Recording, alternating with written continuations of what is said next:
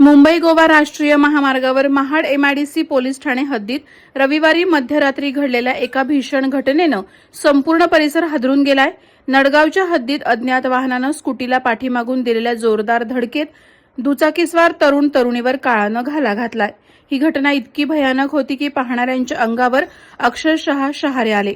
रविवार दिनांक 4 जानेवारी रोजी रात्री 5:15 वाजण्याच्या सुमारास राहुल वसंत पाटील वय 29 राहणार कलनाकवाडी कोल्हापूर आणि अनुष्का जालिंदर मानकर वय 25 सध्या राहणार बिरवाडी महाड हे दोघं MH09DD 8374 क्रमांकाच्या स्कूटीनं मुंबईकडून गोव्याच्या दिशेनं प्रवास करत होते। ते नडगाव परिसरात येताच त्यांच्या स्कूटीला पाठीमागून भरधाव वेगानं आलेल्या अज्ञात वाहनानं जोरदार धडक दिली।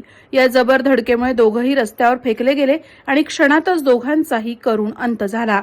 घटनेची माहिती मिळताच महाड एमआयडीसी पोलीस ठाण्याचे प्रभारी अधिकारी सहाय्यक पोलीस निरीक्षक आनंद रावडे यांच्यासह पोलिसांचं पथक तातडीनं घटनास्थळी दाखल झालं। स्थानिक ग्रामस्थांनीही मदत कार्याला हातभार लावला।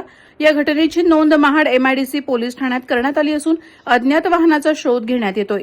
या घटनेमुळे मुंबई गोवा महामार्गावरील सुरक्षिततेचा प्रश्न ऐरणीवर आलाय। तसंच मध्यरात्रीच्या सुमारास अंधार, भरधाव वाहनं आणि मर्यादित दृश्यमानता लक्षात घेता स्कूटीने मुंबई गोवा महामार्गावर जाणं सुरक्षित नाही।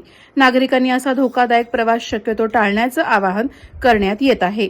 वादळवारा लाईव्हसाठी अमोल कुमार जैन, अलिबाग। नवी मुंबई व रायगड जिल्ह्यातील ताज्या बातम्या आणि घडामोडींसाठी सबस्क्राईब करा वादळवारा लाईव्ह चॅनल आणि दाबा बेल आयकॉन।